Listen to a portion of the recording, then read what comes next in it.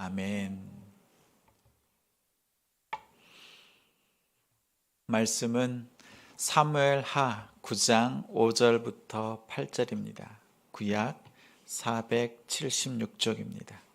사무엘하 9장 5절부터 8절입니다.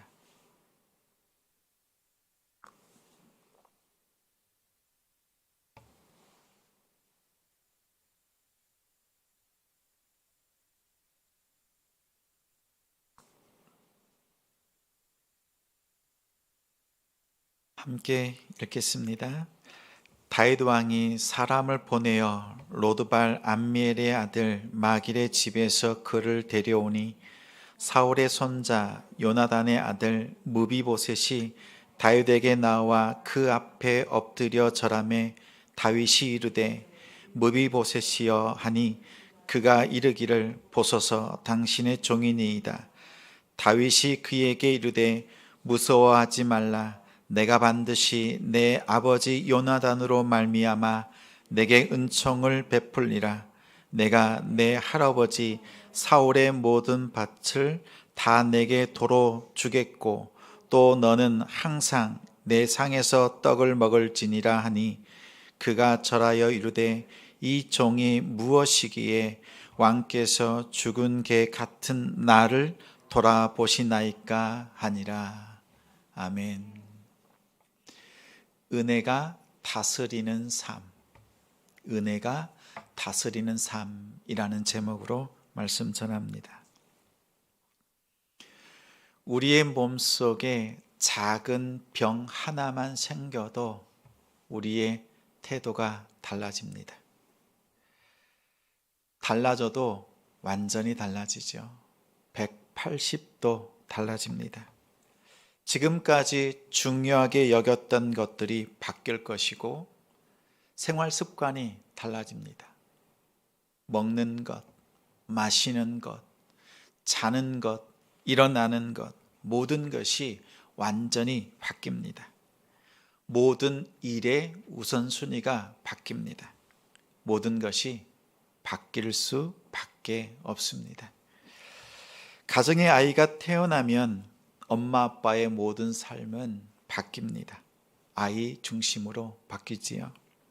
아이가 깰까봐 조심조심 발걸음을 옮깁니다. 때로는 칭얼대는 아이를 안고 밤늦게까지 품에 안고 달래기도 합니다. 행여라도 열이 나면 모든 행사는 취소가 되고 병원으로 한 걸음에 달려갑니다. 부모는 아이 중심으로 바뀝니다. 모든 것이 바뀔 수밖에 없습니다. 그렇다면 예수님을 영접한다는 것은 무슨 뜻이 있을까요? 여러분의 마음속에 예수님이 계시지요? 아멘이라고 하려니 그 다음 질문이 두렵습니다. 예수님이 안에 계시지요? 그 다음 질문은 그러면 여러분은 예수님 때문에 바뀌었습니까? 라는 질문이 이어집니다. 어느 목사님이 자신의 소소한 경험을 소개하는 것을 들었습니다.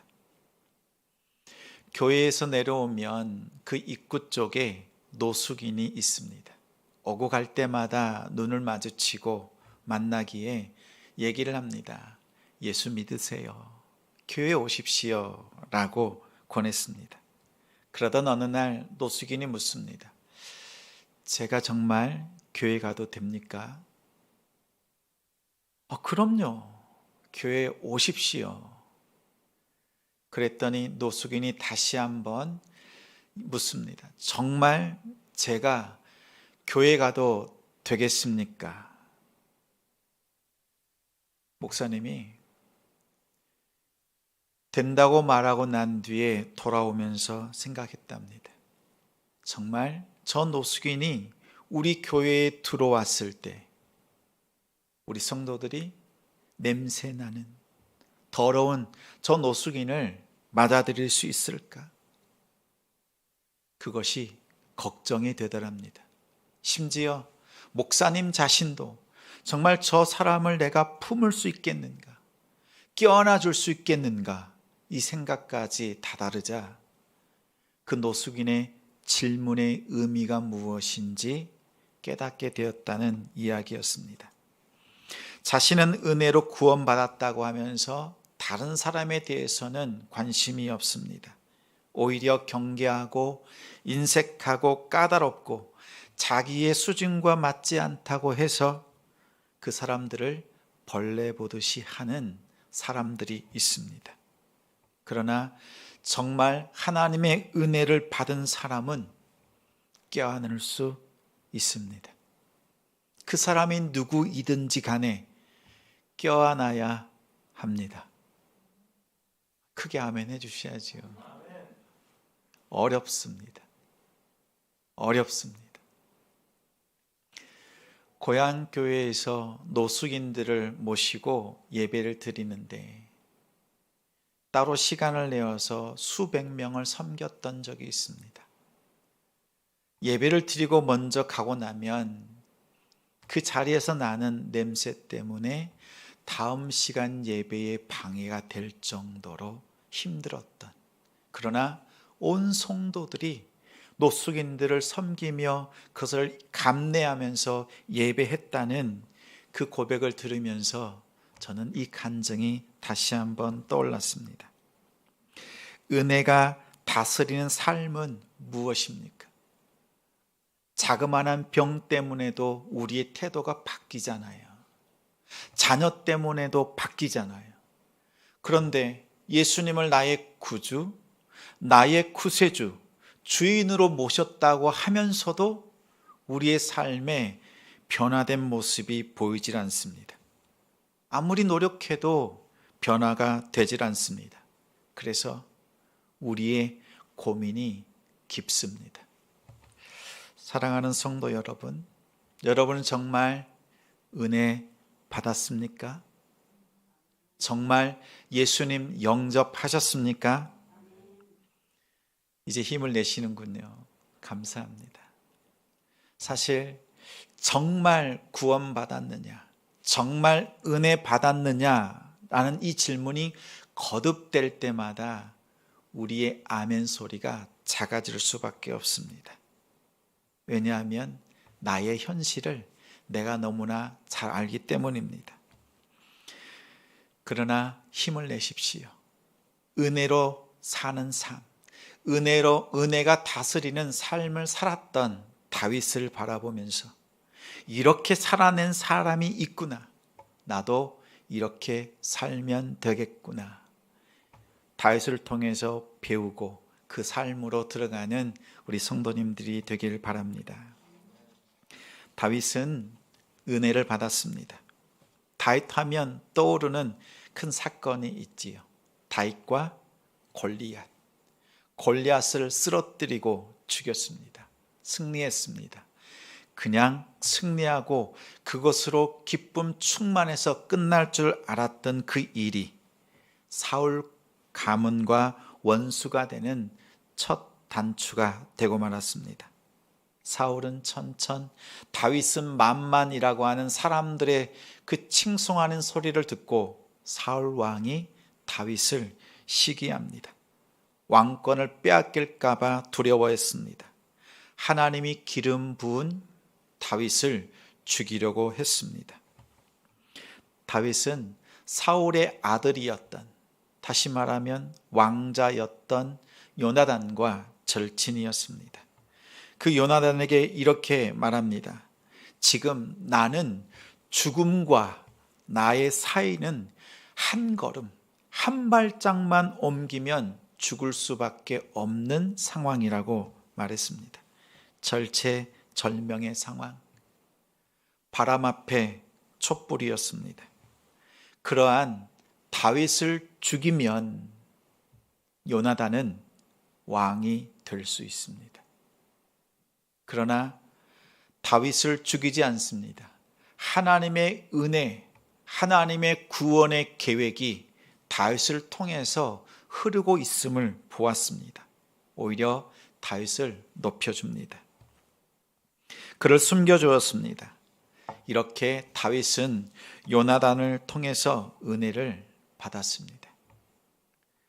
다윗은 은혜를 기억했습니다. 결코 잊을 수 없는 은혜.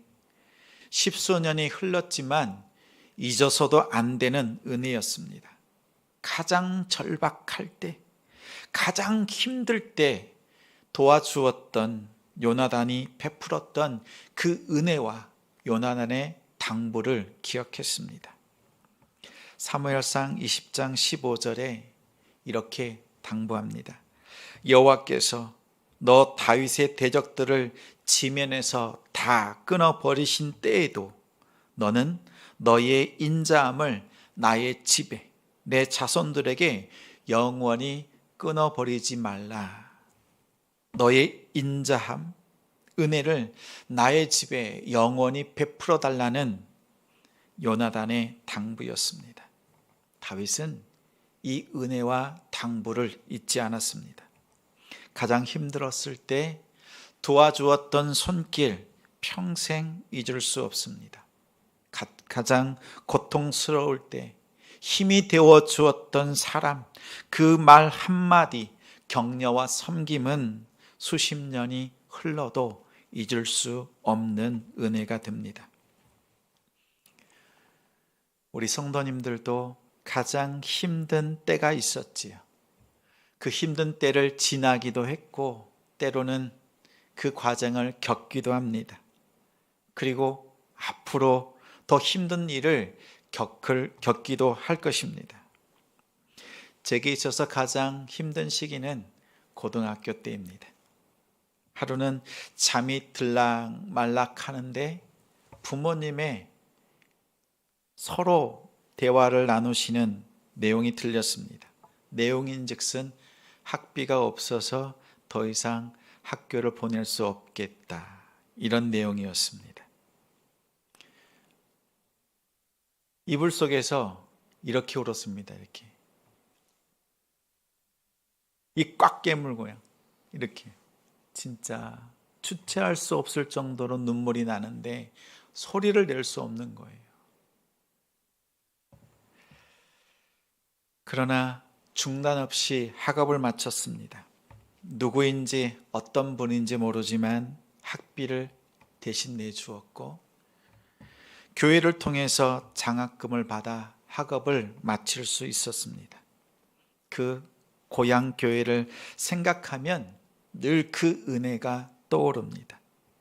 그 당시에 이런 기도를 했습니다. 하나님, 저를 도와준 사람이 누구인지 모릅니다. 그 사람에게 갚고 싶어도 갚을 수가 없습니다. 이제 제가 받은 그 은혜를 다른 사람에게 베풀겠습니다 라고 기도하고 다짐했습니다.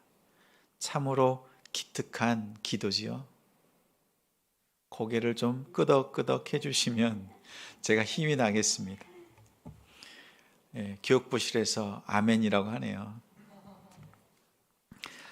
소년, 소녀 가장을 돕거나 장학금을 보내는 일들이 있을 때 먼저 마음이 가고 손이 가는 이유 중에 하나입니다. 앞으로 우리 교회를 통해서 장학재단을 세우고 싶은 그런 소망도 품고 있습니다. 하나님께서 우리에게 주신, 베풀어 주신 은혜를 기억하는 성도가 됩시다. 또한 은혜는 되갚는 것이 아니라 다른 사람에게 흘려 보내는 것입니다. 다윗은 세 번째로 그 은혜를 흘려 보냈습니다. 은혜를 베풀었습니다. 오늘 말씀 구구절절이 다윗의 그 굳은 의지가 보입니다. 1절에 은총을 베풀리라, 3절에 하나님의 은총을 베풀고자 하노라, 7절 은총을 베풀리라. 은총, 은총, 은총. 이 은총을 헤세드라고 합니다. 헤세드. 은혜라고도 하지요. 헤세드는 대가를 바라지 않는 호의입니다. 하나님께서 사람들을 향해서 베푸시는, 그것도 적극적으로 보여주시는 행동을 헤세드라고 합니다. 다윗은 요나단이 부탁했던 하나님의 헤세드, 그 은혜를 베풀었습니다. 본문에 나오는 무비보셋은 수치를 없애는 자라는 뜻을 가지고 있습니다. 수치는 오직 헤세드, 은혜를 통해서 지울 수 있습니다. 하나님께 버림받은 사울 가문의 수치는 오직 하나님의 은총으로만 지울 수 있습니다. 우리가 가지고 있는 수치도 오직 하나님의 은총, 하나님의 은혜로만 지울 수 있습니다.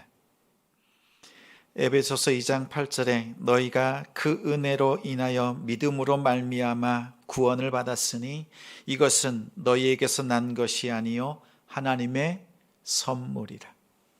하나님께서 거저 주신 것입니다. 너희의 행위에서 난 것이 아니니 이는 누구든지 자랑치 못하게 하려 함이니라. 자랑할 것이 없습니다. 내가 무엇인가 해서 받은 것이 아니기 때문에 자랑할 수 없습니다. 오직 자랑하고 영광 돌려드리는 것은 하나님께밖에 없습니다.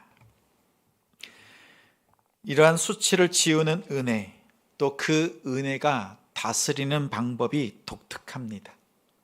은혜가 동작되는 원리가 다릅니다. 은혜를 받고 은혜를 베푸는 과정 속에 특별한 부분이 있습니다. 먼저는 너는 누구냐라는 존재에 대한 질문으로 시작합니다. 6절 말씀 우리 화면을 보고 함께 읽겠습니다. 사울의 손자 요나단의 아들 무비보셋이 다윗에게 나아와 그 앞에 엎드려 절하매 다윗이 이르되 무비보셋이여 하니 그가 이르기를 보소서 당신의 종이니이다. 인문학 강사로 유명한 김창옥 교수, 여러분도 잘 알고 있지요? 한 사람을 소개했습니다. 상처 입은 치유자라는 책을 쓴 하버드 대학의 교수인 헨리 나우엔의 일화였습니다. 그가 어느 공동체 모임에 갔더니 이렇게 사람들이 물었습니다. 당신은 누구입니까? 저는 하버드 대학에서 교수하는 교수 헨리 나우엔입니다. 그러자 그곳에 있는 사람들이 이렇게 물었습니다. 하버드 대학, 그게 뭔가요? 평생에 이 질문을 받아보지 못했던, 처음 들어보는 질문 앞에서 헨리 나우엔은 당황했습니다. 그리고 이렇게 말합니다. 전 세계에 내노라고 하는 석학들이 공부하고자 하는 대학이고 저는 그 대학의 최고의 교수입니다. 그러자 사람들이 다시 묻습니다. 사람들이 왜 공부하려고 해요? 이 질문에 말이 막힌 헨리 나우엔은 집으로 돌아와서 일기장에 이렇게 기록했다고 합니다. 오늘 내가 만난 사람들에게 내가 얼마나 훌륭한 사람인지, 대단한 인물인지 나 자신을 설명하기가 너무 어려웠다. 그런데 어쩌면 나의 오래된 영혼의 방황을 여기서 마무리 지어질지도 모르겠다. 왜냐하면 그들은 신이 인간을 대하는 방식과 가장 유사한 방식으로 나를 대했기 때문이다. 오직 나의 이름 헨리 나우엔으로. 너는 누구냐? 이 질문은 너는 어떤 존재냐라는 질문입니다. 다윗은 어떤 존재냐라고 질문했을 때 무비보셋은 자신의 상황과 처지를 고백했습니다. 나는 당신의 종입니다. 나는 죽은 개와 같습니다. 이렇게 말했습니다. 네가 무비보셋이냐라는 질문에는 내가 어떤 상황, 어떤 처지에 있기 때문에 내가 지금 은혜를 베푸는 것이 아니다. 요나단의 아들이기 때문에 은혜를 베푼다는 뜻이 담겨 있습니다. 잘 살든지 못 살든지 건강하든지 두 발이 쩔뚝쩔뚝 걸어다니는 절 수밖에 없는 장애를 가졌든지 그 어떠한 조건이 없다라는 말입니다. 네가 요나단이냐? 이 질문에는 예, 제가 요나단의 아들입니다. 이거 하나면 충분합니다. 은혜를 누리는 데 있어서 다른 조건이 필요하지 않습니다. 존재, 어떤 존재인지 자신을 고백하기만 하면 은혜를 누릴 수 있습니다. 하나님께서 오늘 이 시간 우리 성도들에게 묻습니다. 너희는 누구냐? 라고 물으면 여러분은 어떻게 대답하시겠습니까? 여러분의 상황, 여러분의 처지, 여러분의 직분을 가지고 하나님께 고백하겠습니까? 아니면 나는 하나님의 아들, 딸입니다. 이 고백을 하시겠습니까? 앞에 고백을 하면 은혜를 잊기 어렵습니다. 그러나 뒤에 고백을 할 때 하나님의 은혜가 우리 가운데 임합니다. 하나님의 은혜를 누리는 이유는 우리가 하나님의 자녀가 되었기 때문입니다. 요한복음 1장 12절에 영접하는 자, 곧 그 이름을 믿는 자들에게는 하나님의 자녀가 되는 권세를 주셨으니. 제가 멈출 때 이렇게 화답해 주실 줄 알았어요. 그 권세를 받은 사람들은 왕의 식탁에 초대받습니다. 왕의 식탁을 누릴 수 있습니다. 왕이신 하나님을 예비하는 이 자리가 그 식탁 아닙니까? 이 식탁에 와서 하나님을 예비할 수 있는 이유는 무엇인가 직분을 가져서가 아니라, 충성해서가 아니라 하나님의 자녀이기 때문에 이 식탁을, 왕의 식탁을, 이 예배를 하나님께 드리고 하나님의 임재 가운데 설 수 있다는 뜻입니다. 하나님의 자녀는 하나님 아버지께서 가장 좋은 것, 가장 복된 길로 채우시고 인도하시는 줄 믿습니다. 그렇다면 우리 성도님들은 이제 다른 사람을, 다른 성도를 어떠한 관점으로 바라보시겠습니까? 존재로 보겠습니까? 아니면 겉으로 드러난 조건을 바라보시겠습니까? 상대방의 조건이 우리 눈에 보입니다. 멋있는지, 그렇지 않은지, 냄새 나는지, 아름다운지 우리는 겉으로만 보입니다. 볼 수 있습니다. 우리가 기도하고 난 뒤에 상대방을 보면 그 사람이 그제서야 어떠한 존재인지 보입니다. 여러분이 품고 기도하는 영혼, 기도하며 품고 기도할 때 상대방이 어떠한 존재인지 그제서야 보일 겁니다. 나를 사랑하신 하나님, 그 하나님께서 내가 품고 기도하는 원수와 같은 그를 또한 사랑하고 계시다는 것을 우리가 깨닫고 엎드릴 수밖에 없습니다. 하나님의 자녀로 다른 사람을 볼 때 그제서야 우리는 내가 하나님의 자녀라는 사실을 깨닫고 은혜가 다스리는 삶을 살아낼 수 있습니다. 그런 성도가 됩시다. 은혜가 다스리는 또 다른 방법이 있습니다. 무엇으로 말미암아라는 존재를 통한 확증입니다. 7절 함께 읽겠습니다. 다윗이 그에게 이르되 무서워하지 말라. 내가 반드시 내 아버지 요나단으로 말미암아 내게 은총을 베풀리라. 내가 내 할아버지 사울의 모든 밭을 다 내게 도로 주겠고 또 너는 항상 내 상에서 떡을 먹을지니라 하니. 아멘. 7절에는 빼도 되는 형용사, 빼도 되는 단어들이 많이 있습니다.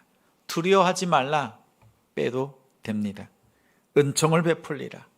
모든 소유를 그 위치를 회복시켜 주리라 빼도 됩니다. 항상 내 상에서 먹을지니라. 이 문장도 빼도 별 지장이 없습니다.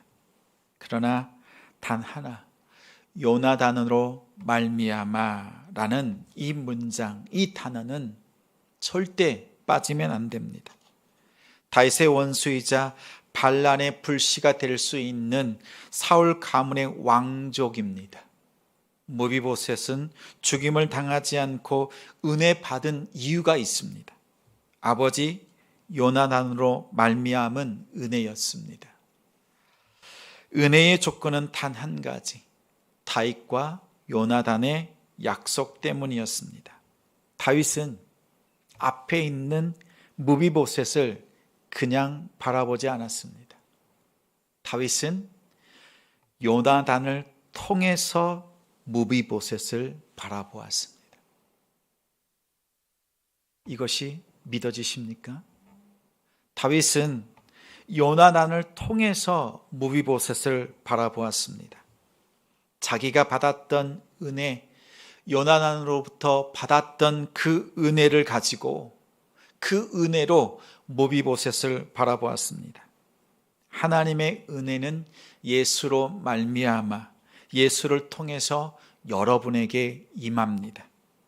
하나님께서 은혜를 베푸시는 원리는 예수로 말미암아 여러분에게 은혜를 베푸십니다.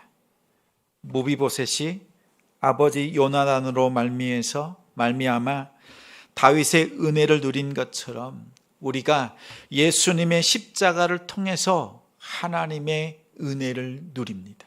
만약 예수님의 십자가의 죽으심과 부활이 없다면 우리는 하나님을 볼 수도 없고 만날 수도 없고 그 은혜를 누릴 수 없는 존재입니다.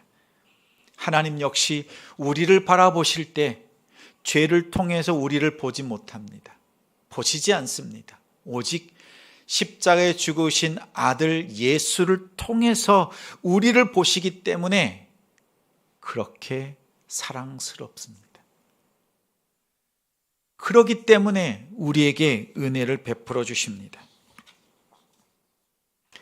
유태인을 숨겨주었다라는 죄 때문에 독일의 나치로부터 고문을 받았던 코리 텐붐 여사의 간증이 있습니다.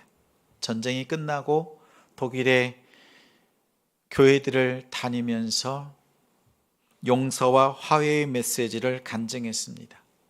하루는 간증을 마치고 나오는 길에 자신을 고문했던, 그리고 그 고문을 통해서 자기의 친언니를 죽였던 원수를 만났습니다. 조금 전까지 용서하라고 화해하라고 그렇게 말씀을 전했음에도 저 사람만큼은 하나님 용서가 안 됩니다. 용서할 수 없습니다. 그때 주님께서 자꾸 마음속에 감동을 더하십니다. 용서하라. 용서하라. 용서하라. 안 됩니다. 안 됩니다. 못합니다. 우리 마음속에도 용서할 수 없는 그 한 사람이 있죠. 아니, 한 놈이 있지요. 용서가 안 됩니다. 용서할 수가 없습니다. 그런데 코리 텐붐 여사가 이렇게 말합니다. 나는 당신을 용서할 수 없습니다. 그러나 예수님께서 당신을 사랑하라고 하시니 예수님으로 말미암아 당신을 사랑합니다. 당신을 예수님 때문에 사랑합니다. 라고 고백했다고 합니다. 우리 함께 고백해 볼까요? 예수님 때문에 당신을 사랑합니다. 예수님 때문에 당신을 사랑합니다. 내 힘으로는 안 됩니다. 결단해도 이루어지지 않습니다. 예수로 말미암아 예수를 통해서 사랑의 법을 배워가십시오. 은혜가 다스리는 삶 진정으로 원한다면, 은혜 가운데 변화된 삶을 원한다면 예수를 말미암아 타인을 바라볼 수 있는 믿음의 사람이 되길 바랍니다. 예수로 말미암아라고 하는 안경을 쓰면 우리는 누구든지 사랑할 수 있습니다. 냄새나는 노숙자가 이 자리에 와도 품고 껴안을 수 있습니다. 겉으로는 아름답고 멋지지만 속으로는 많은 찢기와 냄새가 나는 그 영혼을 품고 기도할 수 있는 힘이 생깁니다. 이 은혜가 우리를 다스릴 때 예수 그리스도 안에서 이 은혜를 우리는 누릴 수 있습니다. 은혜는 또 다른 은혜를 낳습니다. 요나단이 베푼 은혜는 다윗에게 또 무비보셋에게 흘러갔습니다. 요나단의 은혜는 자기 자손들에게 되돌아왔습니다. 은혜가 다스리는 삶은 우리가 하나님의 자녀임을 깨닫게 하고 예수로 말미암아 구원받은 존재임을 알게 합니다. 이 은혜가 다스리는 삶으로 살아가는 성도님들이 되시기를 바랍니다. 다윗은 은혜 받은 무비보셋을 찾았습니다. 9장 1절에 사울의 집에 아직도 남아있는 사람이 있느냐, 저주받은 하나님께 버림받은 그 가문에 아직도 남아있는 한 사람을 찾았습니다. 여러분의 주변에 하나님을 알지 못하고 저주 가운데, 죄 가운데, 사망 가운데 거해 있는 한 사람을 찾는 일에 애써 주시기를 바랍니다. 새 생명 카드에 써서 내주십시오. 어떤 분은 이렇게 생각하지요. 안 써내도 기도합니다. 안 써내도 초대하고 전도합니다. 그러실 줄 저도 알고 있습니다. 그러나 다시 한번 부탁드립니다. 여러분들이 써주시는 새생명 카드는 저를 도와주는 헌신입니다. 제가 그 카드를 품고 여러분들을 위해서 함께 기도하겠습니다. 함께 품어주시고 찾아주시고 또 한 주간 열심히 신방하고 관계를 맺어서 그 사람들을 다음 주에 우리 교회 생일에 함께 초대해서 이 시간 이 자리에서 함께 예배할 수 있는 복된 은혜의 시간이 되기를 주님의 이름으로 축원합니다.